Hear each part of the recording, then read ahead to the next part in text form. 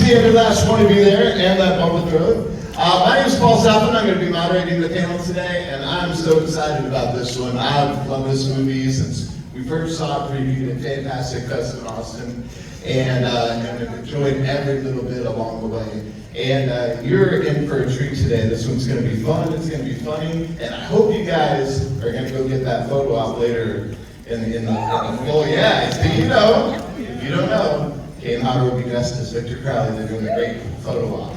So now, let's bring up the mad genius first that brought us this great franchise. The one, the only, Adam Green.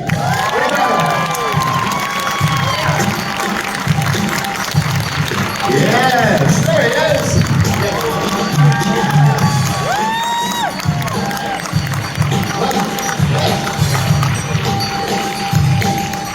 All right, you know her, you love her. She's been in so many great things. Convention favorite, the one and only Danielle Herrick.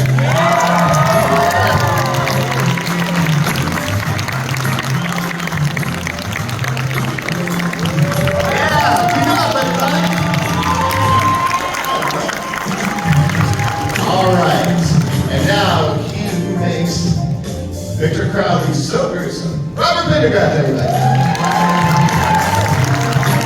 Oh, there he is. You ready to see Victor Crowley in costume? It's the man that's going to do it. He's also the guy who did everything in Jay's Fox. That was basically the devil with the Robert. That's right. Yeah. And now, the one and only Victor Crowley himself, Kane Hodder.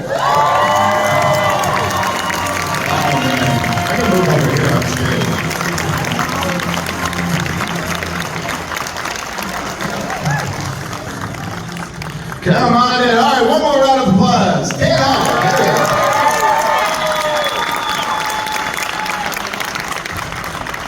All right. Well, we are so excited to have you guys all here today because we love this movie, and obviously the fans love you guys back. And so, what a joy to just see the progression and everything that's happened, and see so much love on here. And we started this. Did you have any indication that it was going to be like this? Because I met you before this came out, and I don't think you knew exactly what was coming, right? No, because when the script went around, literally every place passed on it. And the reasons were always, remember this was like 2004 when the script went around, so the response was always, slashers are dead, nobody wants these things anymore. And then it was always, if it's going to be this graphically violent, it can't be this funny, like you got to go one way down. And I was always like, no, but this is what we want right now. And so the kind of famous story now was one major studio that passed on it, complimented the writing but passed on it. I never say which studio because I want to work for Universal at some point. The response was, the writing is great, but this will never get made because it's not a remake, it's not a sequel, it's not based on a Japanese one. So remember 2004, it was like J-horror, torture porn, remakes. And so when we did Fantastic Fest and tried that, the tagline of the poster was, it's not a remake, it's not a sequel, it's not based on a Japanese one. They were not happy that I made fun of their past, but that was exactly why people got excited about it. So I had an idea for 3 of them when we started, but I didn't know if it would ever really happen. And then purposely showing stuff in the first one that we held back. Like you can see the chainsaw he's going to use in 2 coming right back to the shed in the first one. And even the fact that Victor Crowley's parents, his mother's black and his father's white, like when John Piekler was designing the look, and I'm like, I want his hair to look like this, and like John knew, I think King knew, and I knew, but nobody else knew that yet. So the fact that we got to make not just 3, but 4 of them now is just incredible. And seeing people cosplaying as them, 3 action figures, Halloween masks, it's just like, for everybody out there, any filmmakers out there, be proud. Put your hands up, okay? I hope this happens for everyone because you guys did this. It's not like anything I did so special or whatever. It's just the fact that fans rallied behind this. I would never stop being there. So thank you.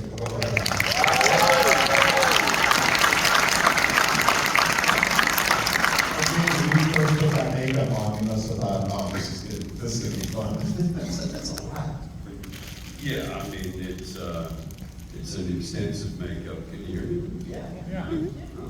Seems like it can.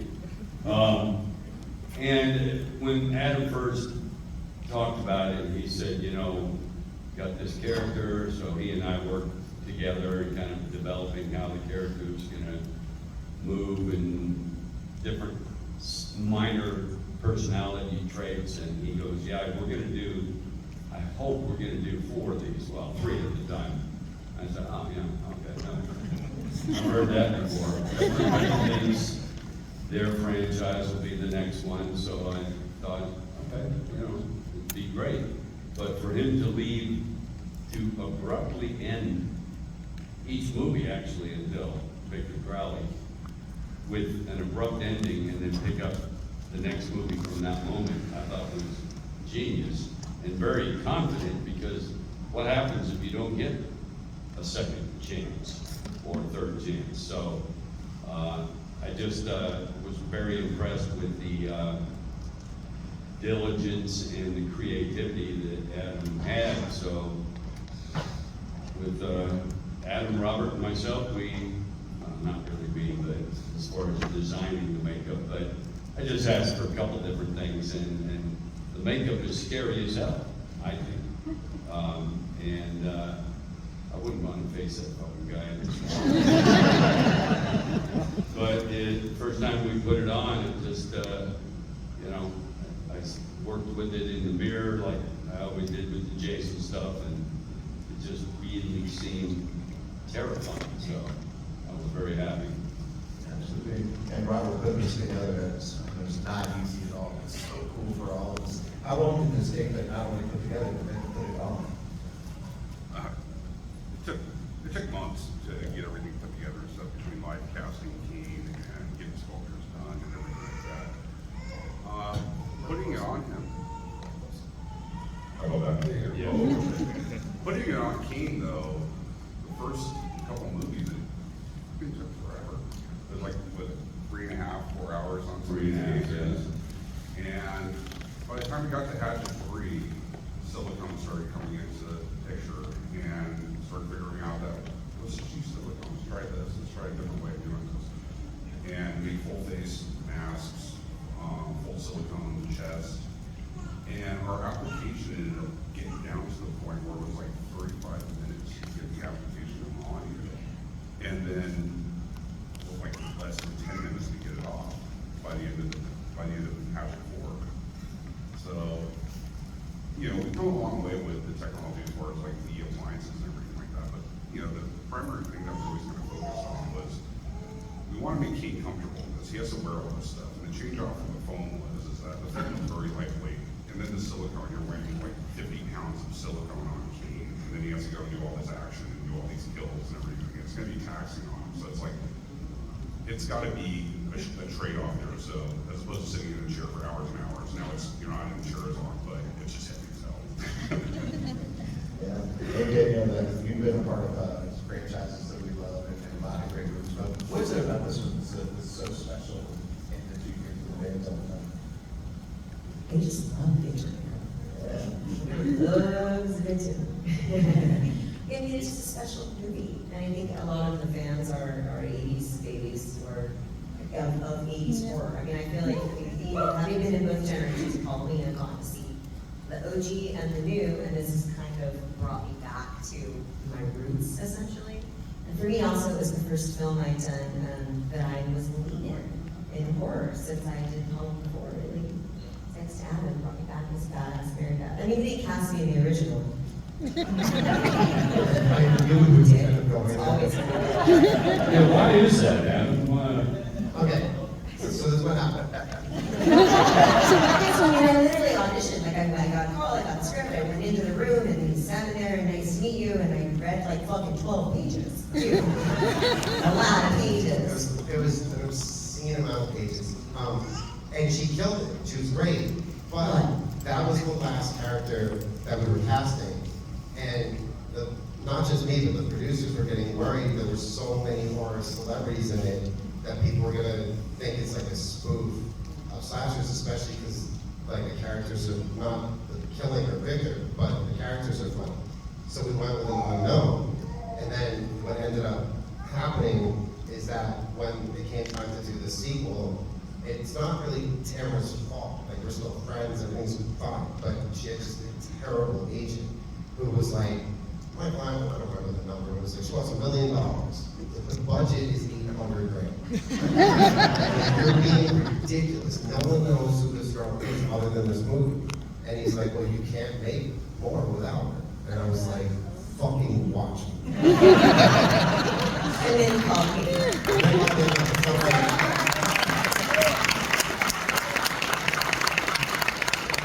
There's more. Because I'm like, if we're gonna recast her, we have to go like up. Like, it's gotta be something where fans will be like, oh, fuck yeah. And so I had to call Danielle and I explained everything, and she's just listening. And then before she says anything, she said, okay, admit you were wrong. She passed me the first time. You went on this call, and I'm very good for scale. Just saying. I was wrong. I mean, it's a big family, guys. You know, we're friends, and you have to be to make movies like this. I mean, to be covered in as much blood as they have covered me in, and tortured me in the way he has, and everybody up here has, it has to be, you have to do it because you love it. And everybody that makes these movies love horror movies. She's tougher than all the men that you've ever seen in any of these movies. They've Hold on. only I am way less high maintenance than you are.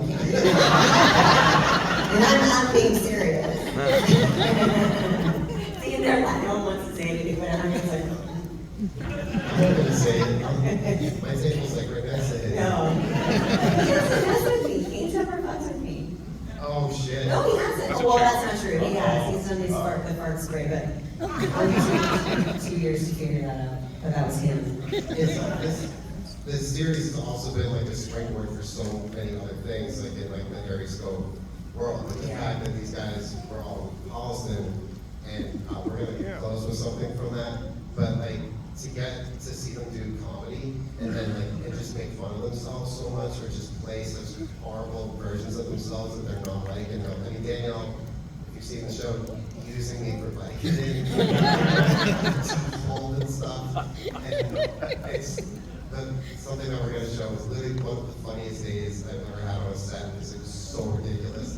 And just as like the fanboy in me could not believe it was actually happening. We'll get to that. But if Have you guys seen what the scene's talking about? Yes, I know exactly what he's talking about. you haven't, definitely stick around. Who hasn't seen it? Oh, there's a lot of you. Okay, I'm not gonna give it away. But we have some awesome fans here, right?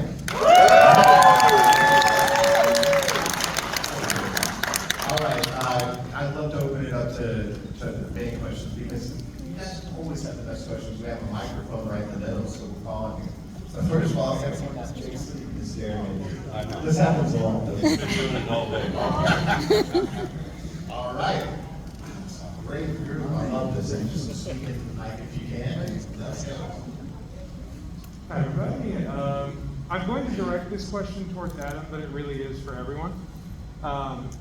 It was interesting to me how you said that one of the problems you had getting Hatchet financed or greenlit was that they were telling you, if it's this gory, you can't do this funny, that kind of shit.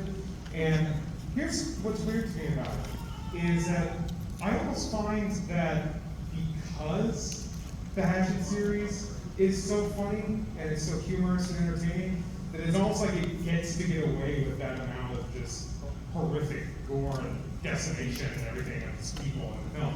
It's almost like, it's like, oh, I know it's horrible, but look how fun everyone's having. Look how much fun everyone's having. So, I don't know, do you think that, once again for everyone, do you think that comedy offsets like the violence in a way, or does it almost enhance it? Does it almost enhance the violence? Because it's funny, you're laughing, you're having fun, and then it's just like, oh shit, this guy just got chainsawed in half and we saw everything fall out.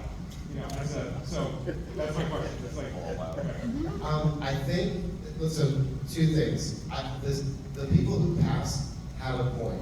This horror comedy is really hard to market because most people don't know what's in, like, how do you make a trailer? If you remember the trailer, the original Hatchet, there was no sign of comedy at all. So a lot of people were sort of put off when they saw it, because for the first like 30 minutes, they're like, why the fuck is this funny? Which I always think, like, who hates laughter that much? Why is this enjoyable? But it is hard to market. And for every success you can think of, like Shaun of the Dead or American Werewolf in London, American Werewolf in London was my biggest inspiration for this. Everyone always thinks the 80s slashers. It wasn't. It was actually American Werewolf and Frightmare. Because those were movies that took tropes that were so beaten to death, werewolf movies, vampire movies, and then just made them massively entertaining by having fun, funny characters that you actually liked.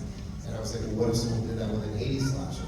So, anyway, but I do think that the comedy should have cut us some slack with the MPAA, because there's nothing mean-spirited in these movies. There's two mean-spirited moments in the whole series that I have a problem with, which I'll get to.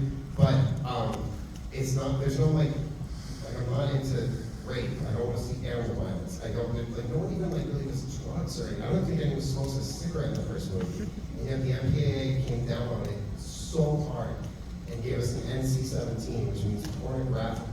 Like, are you serious? And meanwhile, like you're seeing, I don't want to name names because all these movies deserve to exist and I like them all. But the Saw series, Hostel, the Hills Have Eyes remake, which had just come out. Like, if you remember, they bite the head off of the family parakeet, drink the blood, and they rape the mother. And there's kids in there, right? And no one in that theater was smiling or laughing. And I'm like, I just want to make it fun again. That's it. And it was so hard on us. I mean, the two got pulled from all theaters. But the two moments I'm talking about, there's a moment in 3 when Deputy Schneiderman gets kind of like slowly killed, like both of his arms slowly ripped off and then drowned in the mud. I was never happy about that. It just didn't feel, it just felt out of place to me. And then one that I didn't realize until like the 7th night of the tour was in 4, Tiffany Shepis' character drowning. Yeah. After being revealed that she was pregnant. So if you can't tell by the opening of that movie, that was my divorce movie. Two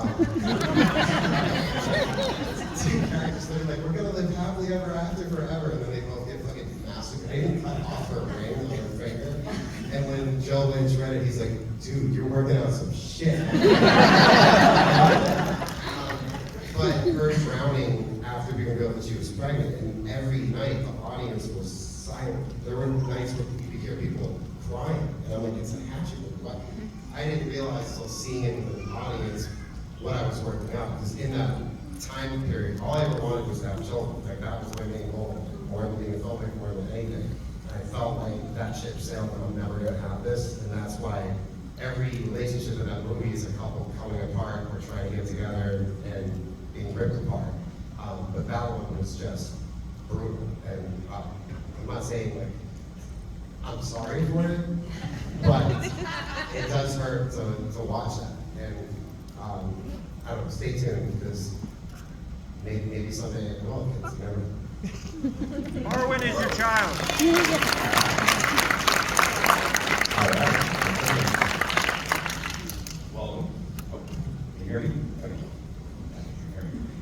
Last year, I met Danielle at a different mom and at Speak for a little while, and I asked her about Victor Crowley 2 and Victor Crowley 3, because I read on the internet that Victor Crowley, before the film, was supposed to be the start of a second trilogy.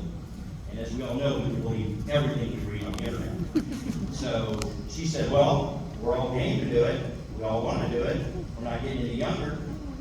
But you'll have to ask Adam. So Adam, since you're here, I can't speak for everybody here that I don't put our life we believe until we see the trilogy finished. So Victor Crowley 2, Victor Crowley 3. Robert? What? I swear to God, every time this guy has a Hatchet script and shit like that, it's a fucking nightmare for me. I have to sit there every day. Oh my God. We talk about a lot of Hatchet stuff all the time, and we want to make another Hatchet movie, and we're geared to make another Hatchet movie, but for whatever reason, when financing and all the stuff that's above my pay level comes through, until then, we're just gonna sit here in the thought process on it and keep thinking about really cool kills. But the good thing is that the more that we sit there and think about it, the better stuff that we think about. So, I think had the pandemic not happened and then the writer's strike, the SAG strike, like, it's been 4 really weird years. We probably would have done another one by now, but like I have to go do other stuff in between, and then the fact that all of us do other stuff and then come back for this, there's no like huge rush really, but I hear you. I know you guys want more. There's plenty of places that call like pretty frequently, being like, what's going on with this? Are you interested in doing another one? And if it's the right thing, I think pieces will all fall into place. I think it will happen, but that's all I can say right now. But also remember, even if it was already shot, I wouldn't tell you. So I'll never be able to keep it secret again like before. I still have no idea how we pulled that off to surprise everybody that way. But I get it, the filmmakers who like to always say, I'm working on this, I'm working on that. But it's such a weird business and you don't know if it's really gonna happen. So I would rather just wait and let people think I'm not doing something and then all of a sudden be like, here's something new. So, because also, don't you feel like you get teased with stuff like a year in advance? And then there's a teaser trailer, then there's a teaser to the trailer, then there's the trailer, then there's all these stills, and there's clip, like, just give us the fucking thing. So, it's not always up to me, but if it was, I would just always wait until it's ready and then.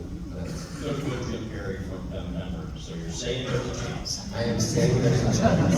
And I'm probably not supposed to say, but Danielle is insisting a certain storyline happen in the next Hatchet film, and I kind of agree with it, but she feels like Victor finally gets laid.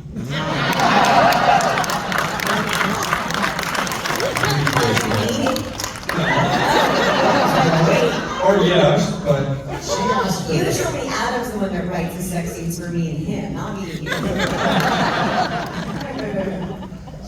the sex scenes. Love it. Hey, in case the powers of you are listening, can we please get a round of applause for those that want to see more Hatchet, more than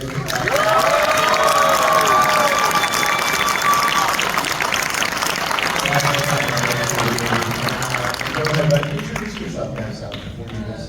My name's Destiny.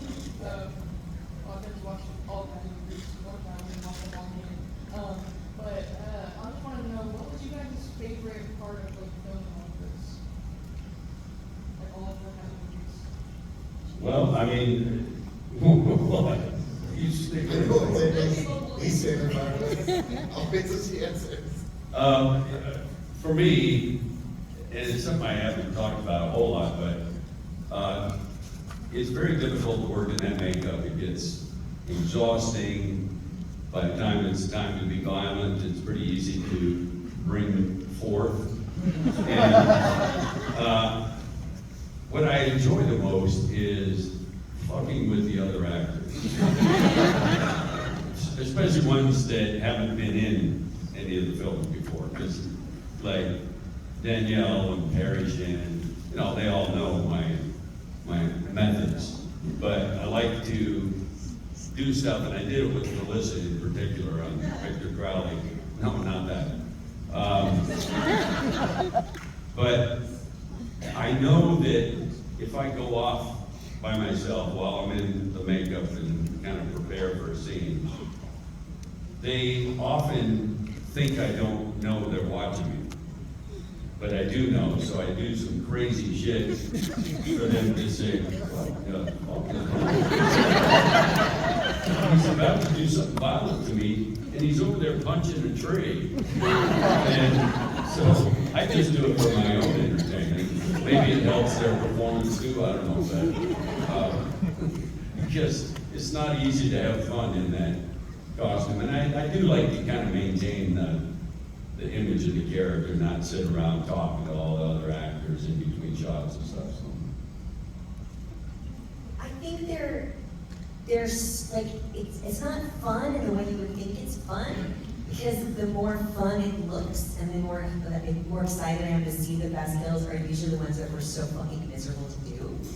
But you're still having fun, or they're having fun. I mean, I know you know what, there's 2 scenes I think of for me that were like, oh my god, I can't believe doing this.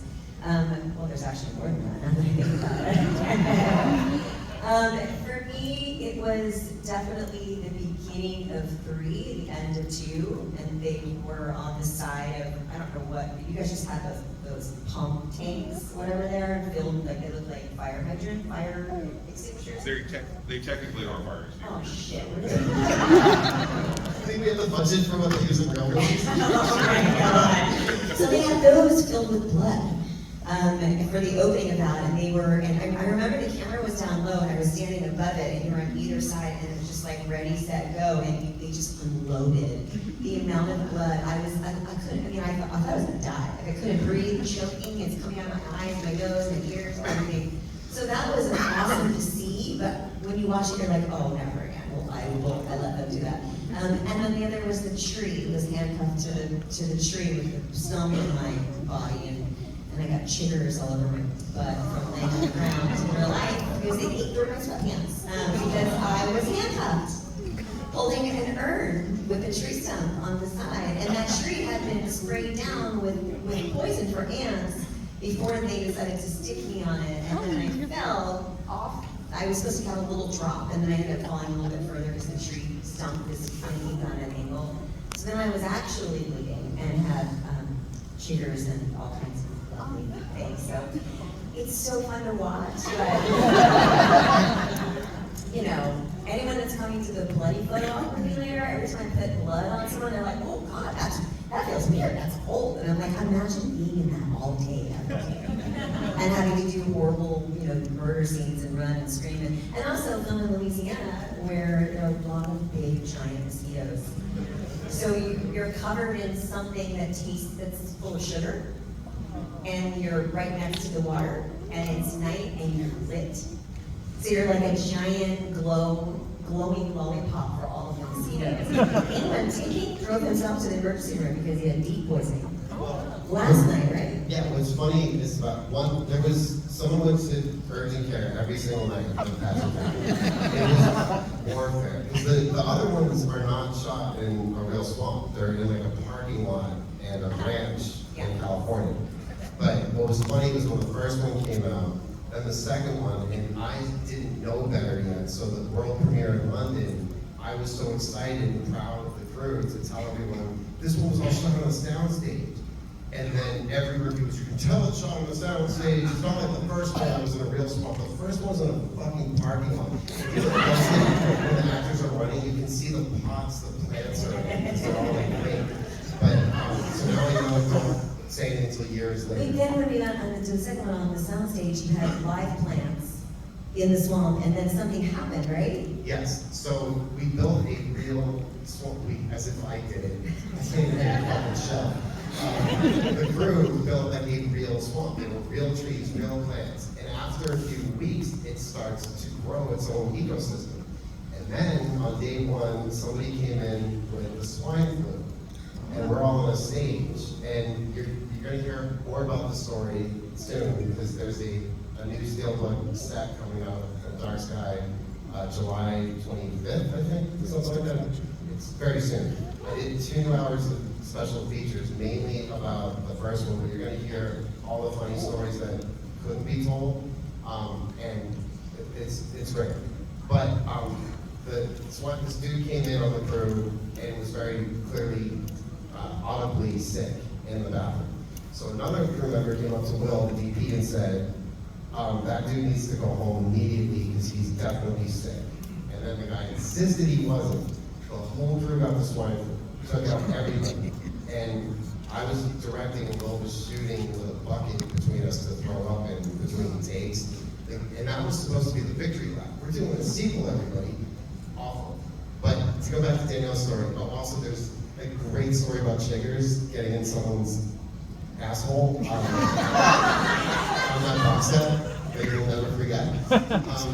But the night that she was on that tree in 3, I mean, it was misery. But I just remember thinking, like, thank God it's her. Not because, now I have another thing to apologize for, but because she's so professional. All these guys are. But, like, have you seen Among Friends, the movie she directed? There's a scene in that movie where the camera goes, like, out of somebody's head. It's one of the best moments I've seen.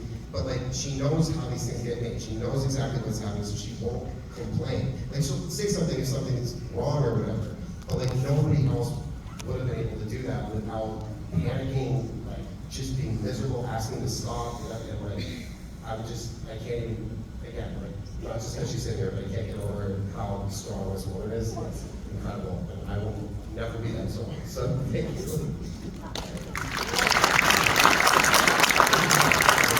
Just give you guys maybe about 5 minutes until we're done with the clip, so we'll do speaker items. And chime in everybody. My name's Brent. We had a conversation yesterday. Brought home Holliston, watched Holliston, showed my wife the first 2 episodes. And then I heard you sing a song on the second episode that I forgot about that was my favorite part of Hatchet 2, about the chicken and biscuits. Can you explain to me why, it seems like it is a background to it, because you sang it in the Holliston episode, and then one of my favorite parts of Hatchet 2 was the guy on the boat singing the chicken and biscuits song. Okay, so Colton Dunn played Vernon in Hatchet 2. We actually met playing Xbox together. I didn't even know what he looked like when I cast him. I just knew he was a really funny guy. And he's one of those people who can be funny without ever being like blue or swearing. He's just so naturally funny. And so when we were on 2, we took the cast out to a real small room one day just to get the shots of everyone on the boat. And he was supposed to be singing the song "This Land Is Your Land," and then, of course, us being us, someone goes, "Do we have clearance for that?" And I'm like, "Well, it's public domain by now, right?" And no one knew, so everyone's on their phone, can't get a signal. So I'm like, "Colton, just improv something." Now, there's very little, almost no improvisation in the Hatchet series, and that one moment I did not write. And that's everyone's favorite joke in the whole thing, so it kills me, but I always want to tell people that was all him, like that was not me. But that became, people did like remixes of it and rap songs of it, and like, still we get sense of it. And so in Holliston, I'm like, I'm just gonna be singing that, I guess. That was all cool. Let's hear a little. I mean, it's chicken and biscuits and gravy. And chicken and biscuits. I thought you were gonna talk about the picking out a movie, not sure which one. Yeah. That one. I made up that one.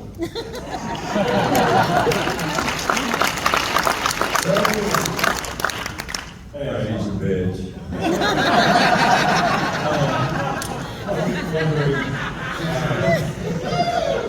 How intentional was it in the beginning to kill other horror movie actors like Robert, Derek Lear, Tony Todd? Was that the plan from the very beginning, or did you have to fight to get those people in the movies so Kane could show he's the best at killing?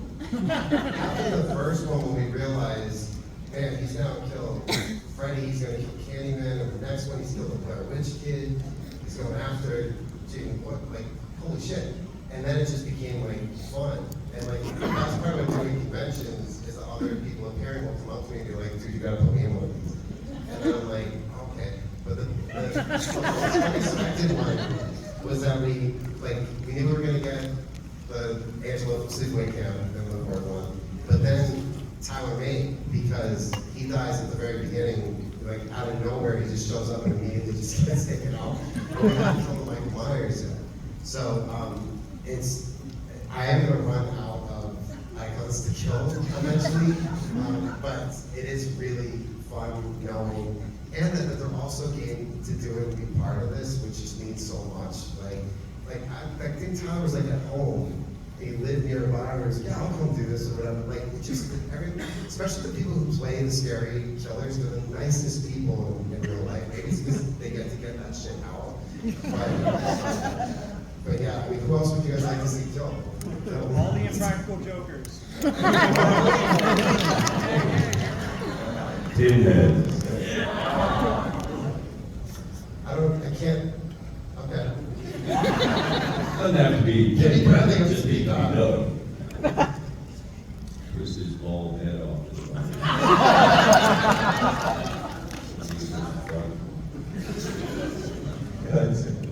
Can't have his way, make my job real easy, wouldn't he? What's up, I'm Kate. My stupid question is, if you could do a crossover with Victor Crowley and anybody else, who would you pick? I mean, I know the answer, but I'm afraid to say it because I want people to be, oh, that's coming, because there's been no discussion of it. But there's really only one other modern slasher that's really catching on, and it's Art the Clown. We're going to stop, but if they keep going, Mr. Kyle's gonna have to take that fucking clown.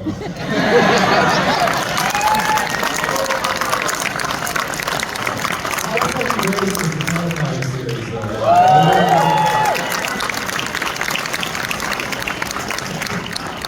Thank you. All right, we'll see if we can speed this thing. This is a rapid fire one. Hatchet series obviously has heaps of icons. Who has been your favorite icon of horror to work with? And you can't say each other.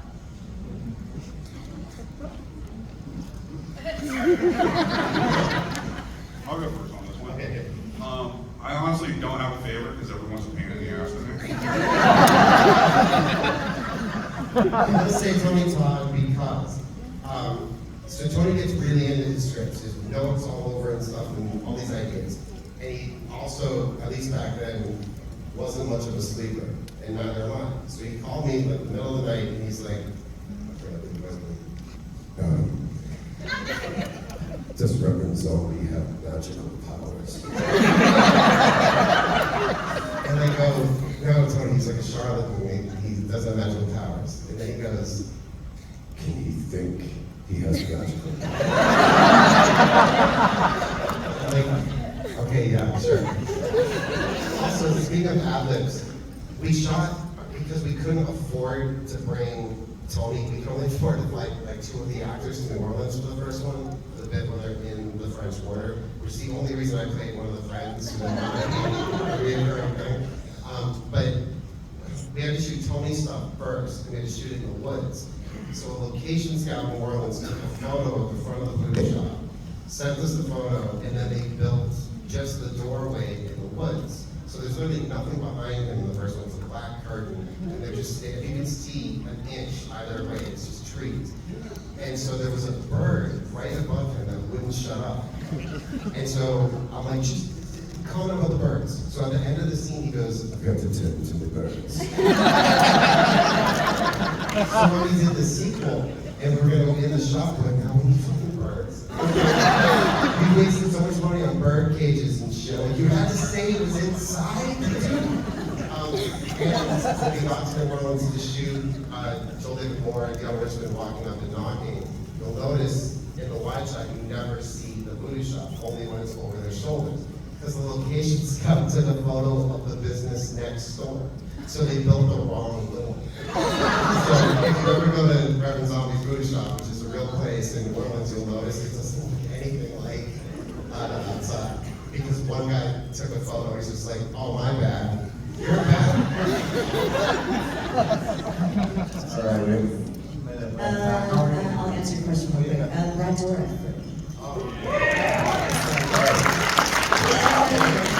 What's your favorite horror icon that you've worked with and can't be one of us? Probably Tony. Yeah. I mean, it was fun killing all of those people, but R.A. is a good longtime friend. It was good to kill Derek because he's more current than me with the hockey mask on, so I'm gonna get rid of him. And you know, but we're all friends already, so it just makes it fun when you go onto the set. Really quick before we wrap up, so we're doing the first ever Victor Crowley photo walk, first time ever, later today. And then Robert, I just want to make sure people see this. So this is Robert's like first convention. He made these, that's the original John Bigler sculpts of Victor Crowley. Each one took you how long to make? Because there's only, what, 6 of them? It took a while. Yeah, he has those at his table, so go say hello. And then before we end, just wanted to end with some laughter.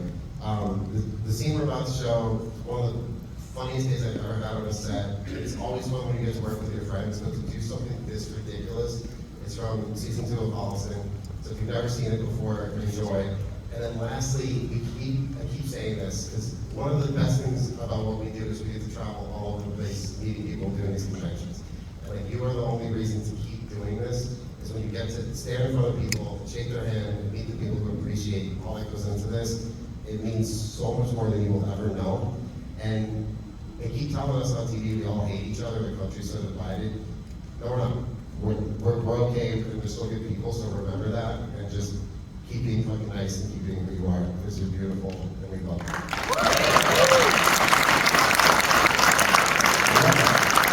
Thank you, Pat. Yes, absolutely. All right, we're gonna take a quick group photo, so everybody just stand up real quick. We're gonna turn around and then, don't go